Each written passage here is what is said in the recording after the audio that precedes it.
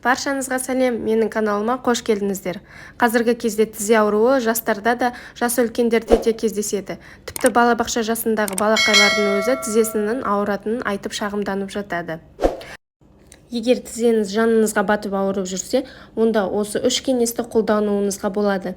Бірінші кеңес бойынша сізге 3 ас қасық мейіз, 4 ас қасық желатин, 2 ас қасық асқабақ дәні, 200 мг бал, 4 ас қасық күнжіт және 8 ас қасық зығыр дәнін керек болады. Ең алдымен дәндерді бір ыдысқа салып, блендердің көмегімен ұнтақтап алыңыз. Оған мейіз, желатин, күнжіт және бал қосып, тағы да араластырыңыз. Бір келкі қоймалжың болған кезде шыны ыдысқа салып, қақпағын жауып тастаңыз. Бұл қоспаны тоңазытқышта сақтаңыз. Енді қоспаны күніне 2 рет таңертең аш қарынға және түскі тамақтың алдында 1 ас қасықтан қабылдайсыз. Бұл қоспа тізенің қақсағанын басады, сіңірдің ауырғанын қойдырады және буынның жұмысын жақсартады. Достар, екінші тәсілге келетін болсақ, сізге жай ғана күнделікті өмірде қолданып жүрген фольга қажет болады.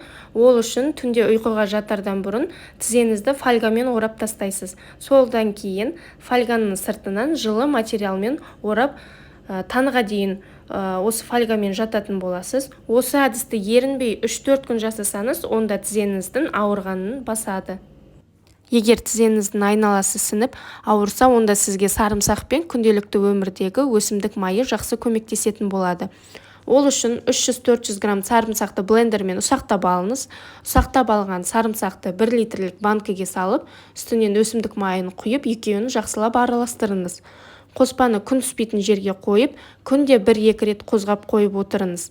Шамамен 2 аптадан соң осы езбені, дәкені, яғни бинтті алып, 4 қабаттап сүзіп аласыз және дайын болған майды тізеңіздің айналасын жағып, сыртынан пленкамен орап, үстінен жылы орамалмен байлаңыз.